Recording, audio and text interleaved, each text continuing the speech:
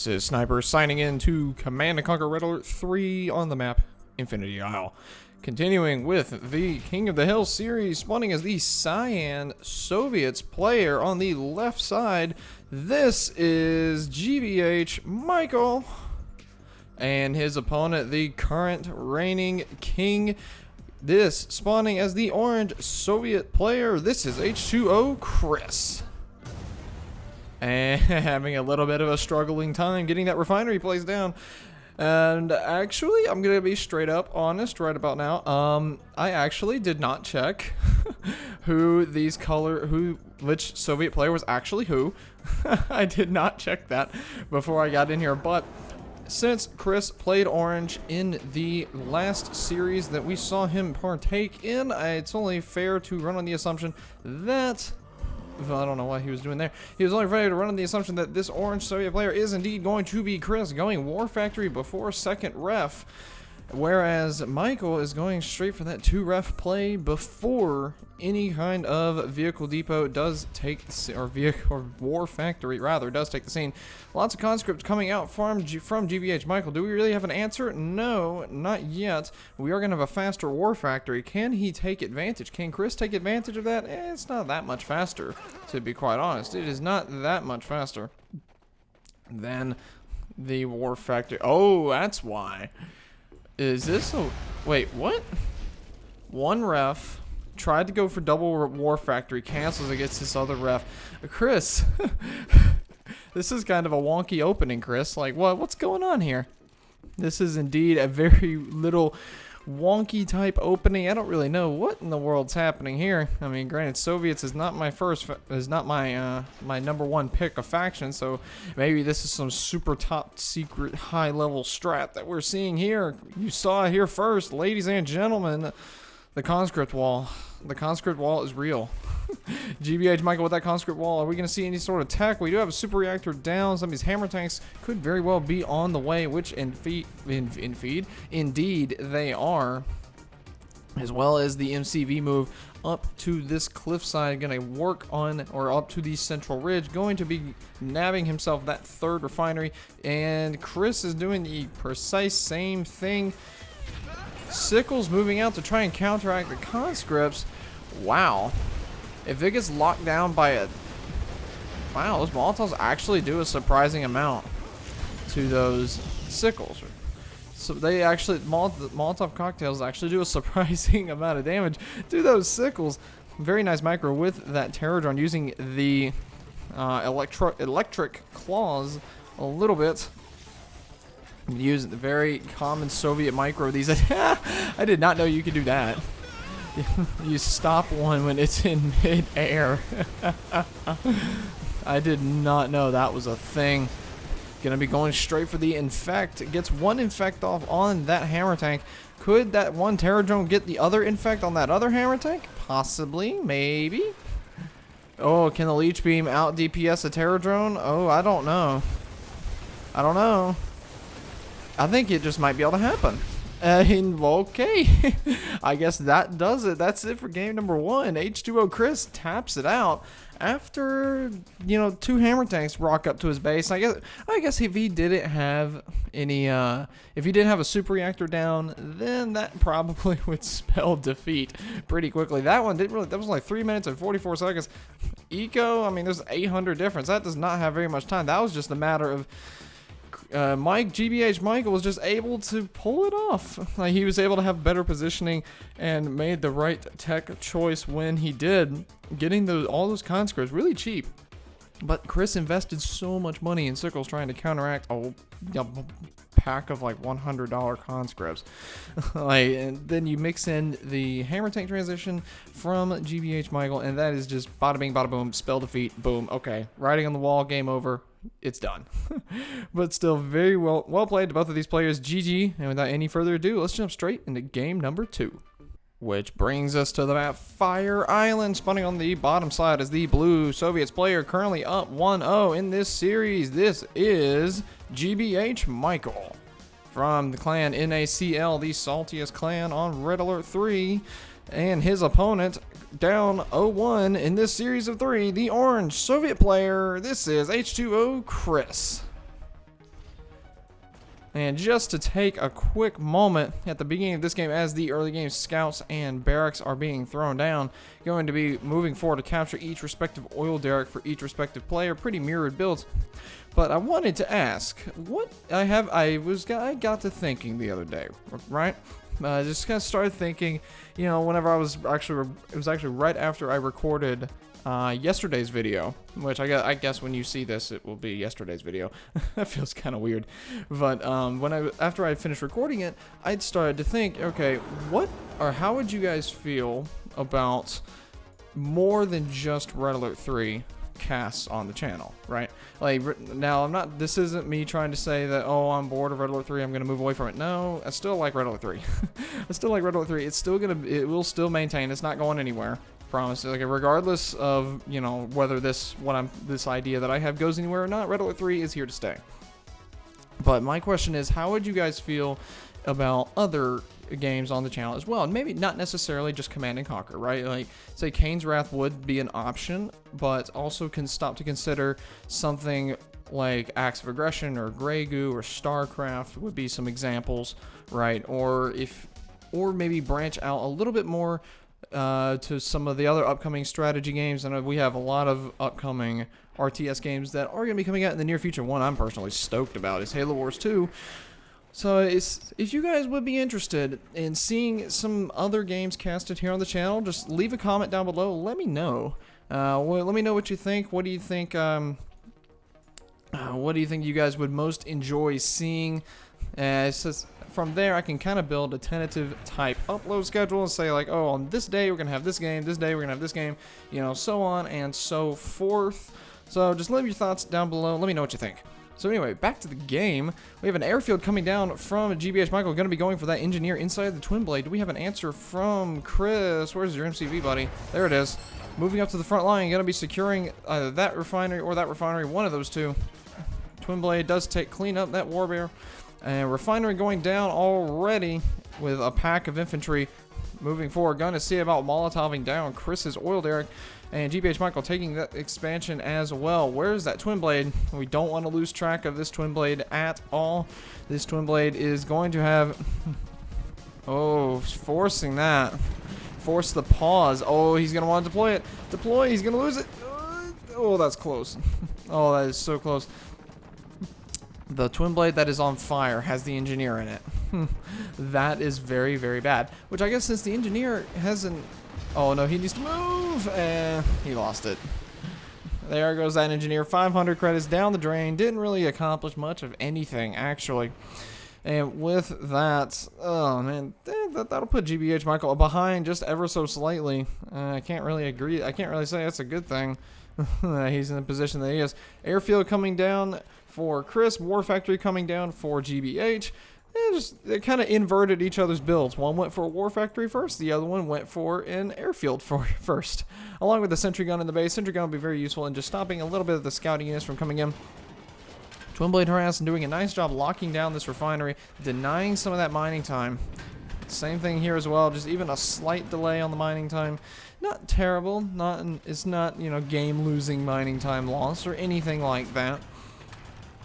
Just using these twin blades just to see how much damage can be done. Oh, but that's... ooh, that's close. That was very, very close indeed. Bullfrog, oh, that twin blade's going to be really careful. He is at that one shot, one kill kind of health. That is certainly not good at all. Not at all is that good. Bullfrog starting to come out for GBH Michael as well. Do we have some twin blades coming to the map? No, but we have MiGs. We have MiGs likely taking to the skies to try and counteract. Is that another MiG? Yes, it is. 2 MiGs are already out. Going to likely try and catch this group of twin blades and see what kind of damage they can do. Chris. Oh, I think he just... Chris might have eyes on that. He might. I don't know. Oh, if he goes any further. Yeah, he's definitely got eyes on it now.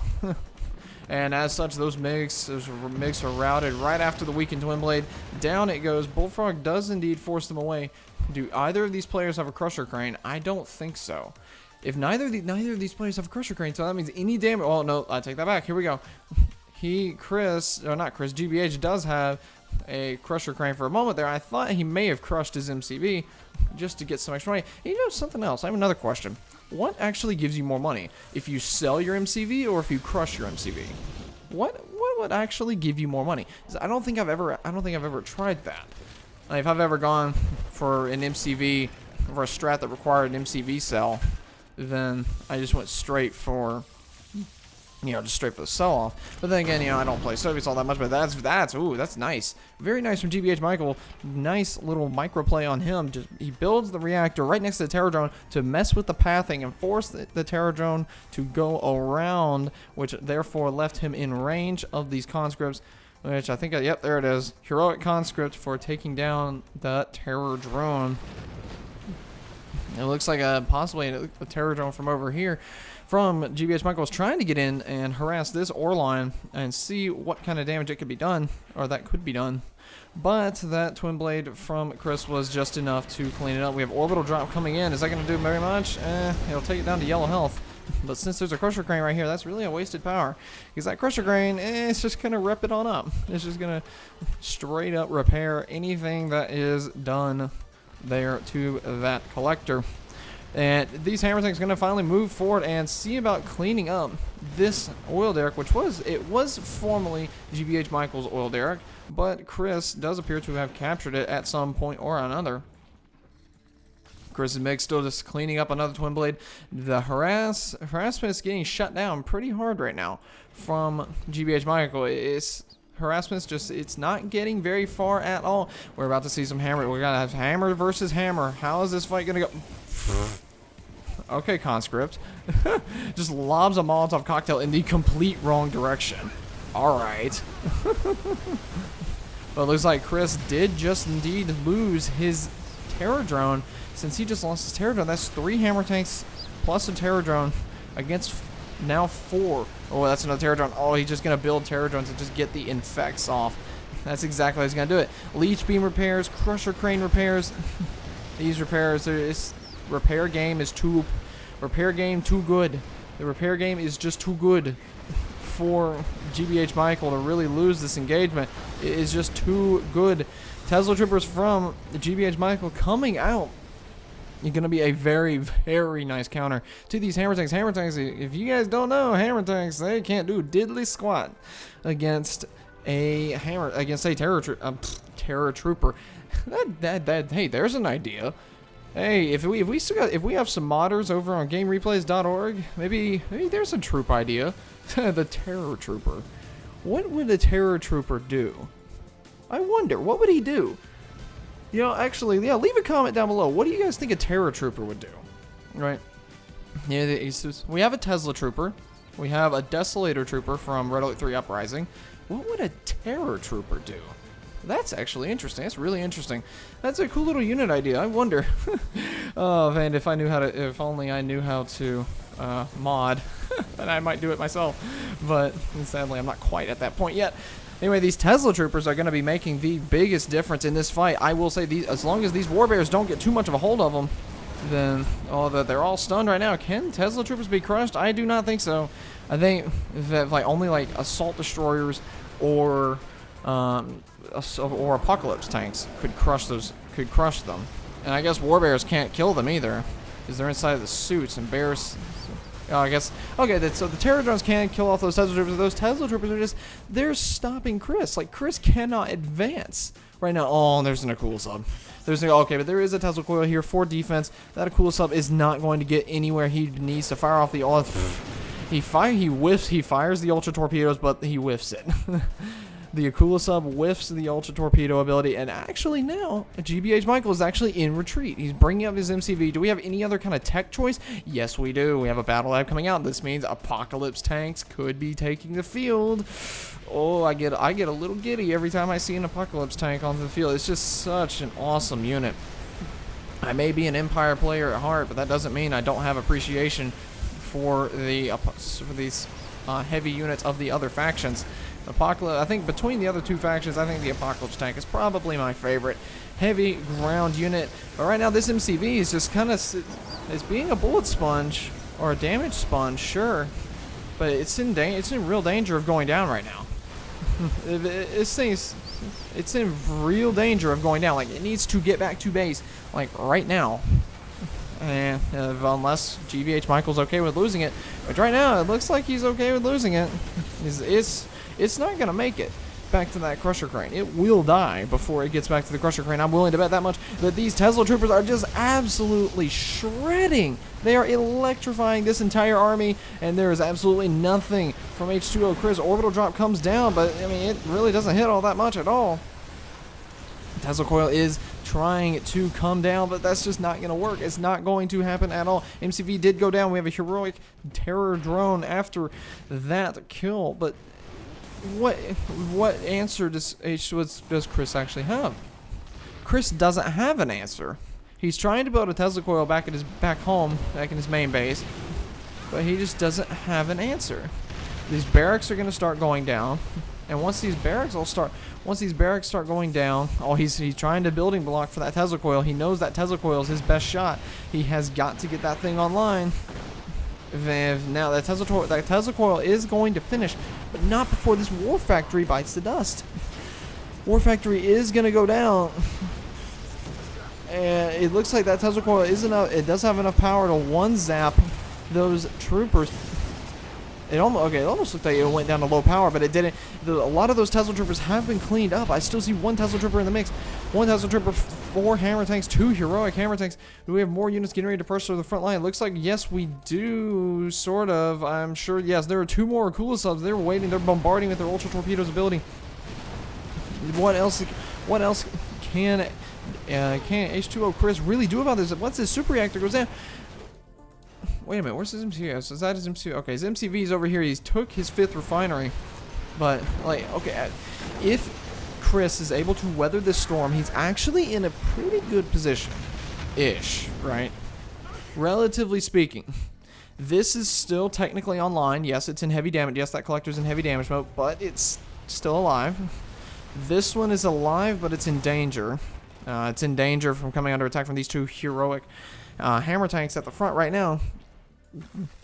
This one's still online.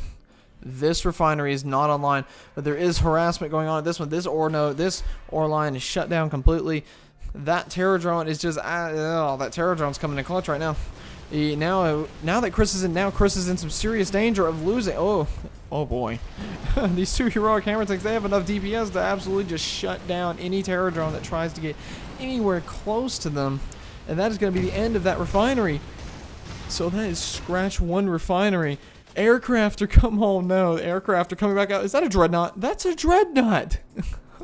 Yeah, okay. No. Yeah, there it is. Chris recognizes he recognizes exactly what's happened. The writing is on the wall with the passing of that dreadnought, and that's going to be GG as he does tap out. Very nicely played from both of those players. Good, very entertaining to watch. Not very often that I actually see a Soviet mirror matchup. I really don't see it all that much. With that game, that was a very technical type fight, or a very technical kind of battle all throughout. I mean, yes, there's 6,000 ore worth of difference, but it's not really gonna make the biggest difference per se in the world towards the end of that game. With that extra 6,000, yes, that means that kind of helped fund, those extra twin blades or extra hammer tanks or what have you from GBH Michael. But Chris, I think he couldn't effectively counter the Tesla Troopers fast enough, and so once GBH Michael got those Tesla Troopers out, it's just it was right here.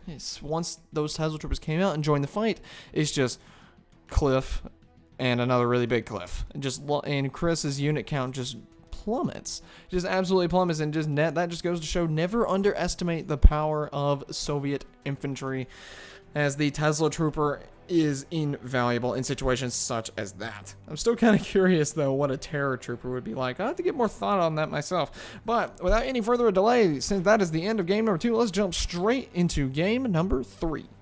Which brings us to the map Industrial Strength. Spawning on the bottom side is the purple Soviets player. He has changed his color every single round in this series of 3 games. Currently up 2-0, this is GBH Michael from the saltiest clan in NaCl in all of Red Alert 3. And his opponent's down 0-2, rocking his orange Soviet coloring scheme. He needs your cheers. This is H2O Chris. GBH Michael, he is indeed swapping it up, playing a different color every single time, but it is very nice with one player keeping his color. It's very easy for me to tell which player is who. The battle of the War Bears has begun, and it looks like right now Chris is coming out ahead, at least ever so slightly. They're both gonna, oh my, they're both gonna go for the same oil derrick. Well, that's not gonna work. That's not gonna work because GBH Michael's already there, and he's already gotten the 500 cash back. He's already got. Wait, what? Why did he send two? Why did he send two? Wait a minute. Chris didn't send two engineers. Why did GBH Michael send two engineers? I mean, I could imagine maybe capturing the garage, but I mean, I guess that would be a late game investment. But the War Bear game has been lost by GBH Michael, so now a pack of 3 War Bears are on their way over to his base. Michael's gonna have to be careful. Michael's gonna have to be very, very careful if he doesn't want this. If he doesn't want his stuff to get camped. Oh my! Oh, the roar! He's gonna go for the engineer. He's gonna go for the engineer. He's gonna get it. He's gonna get the engineer. Plunk. Down goes the engineer. Completely done and dusted, and that engineer is not going to be doing really anything else at all. No extra oil derrick. This oil derrick's not even captured at all. Where is that engineer from? Chris. Did he lose it?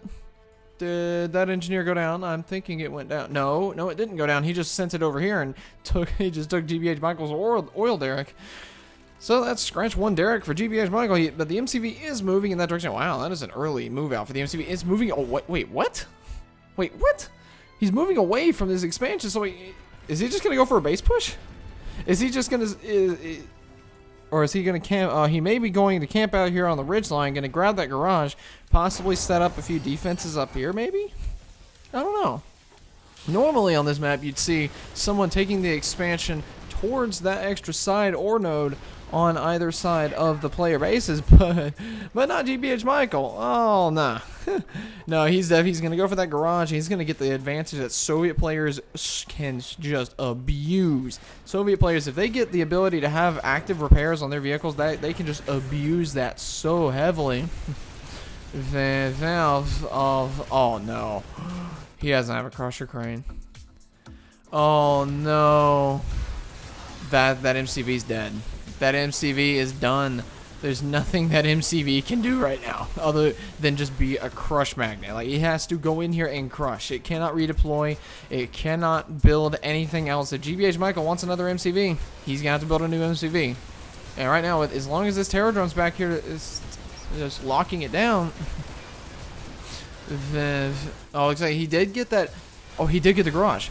Oh, I think the garage might actually out DPS that Terror Drone. It might actually do it. Right. I think the garage actually will out DPS it, or out heal the DPS of a Terror Drone. At least on a unit such as the MCV, I know it does. I don't think it will on the sickle. I say I know it does on the MCV. I actually don't know. I actually don't know if it doesn't. I want to say it does on the MCV. I guess we'll find out since it's... No, I think it does. The Terror Drone cannot kill the MCV by itself when it's under the healing repairs of a garage. It just does not happen. And now the collector harass is going to happen. This collector harass is going to happen, like right here, right now. Stalled mining time. Stalled mining time. And now this sentry gun is trying to get a shot. Chris, you see Chris selling off these wall segments, trying to get a shot off on this sickle. It's just not really happening. And now back in the ore line, that's two collectors that are forced to just simply stall. They are forced into stalling. Chris's MCV, he's already moved. He's already positioning to take this third refinery. But this little billboard. I don't know what it is about that billboard. It just kind of makes me, it's humorous. It makes me laugh whenever I see it. But now Chris is in an interesting little position. I think so is GBH. Is that an engineer? That's an engineer. What could he possibly be? The super reactor. If he gets that super, no, we'll go for the super reactor. Oh, okay, or that. He gets the War Factory. He gets vehicle production now right on the front. Well, doesn't decide to use it. Chooses not to use it, just decides indeed to sell it right on off. And, oh, that collector's going to get weak. That collector's already in heavy damage mode. This one is in yellow health. Chris cannot be sitting very well for money right now. There's no way. There's no way he had that much money left in the bank. And as such, Chris does wind up tapping out, signaling a 3-0 victory for GBH Michael. Wow. He gets the MCV infected by a terror drone and still caps the garage and says, you know what? I don't need an MCV. I can just use it as a giant crushing unit. Just goes out, crushes every single hammer tank from Chris, and next thing you know, that game's over. Very nicely played though from both of these players. It was nice micro from Chris towards the beginning of the game, and very quick thinking on his feet from GBH Michael in the mid game. Like I say mid-game, that was a very short game. Only 5 minutes, 52 seconds. But very quick thinking from GBH Michael is recognizing that his MCV was not going to be very useful anymore, but getting the garage actually will out-heal the DPS of a terror drone. So you have that happen, and next thing you know, that MCV is just a giant crushing unit. Very, very useful when you're running up against those hammer tanks in such close proximity as GBH was. Resources, not that big of a difference. It's not really all that big at all, honestly. I think GBH Michael spent more of his money just basically killing the money supply of Chris, and when that War Factory was capped by the engineer, I think that kind of spelt the end of it. It's like, you know what, it's over. You know, you can't. That's kind of GBH saying, okay, you can't produce vehicles anymore. Yeah, this game's over. Peace out, bro. You know, but still very well played, very nicely played from both of these players. Very fun to watch, and GG. Thank you guys so much for watching. I do hope you have enjoyed, and I'll see you in the next one. And this is Sniper, signing out.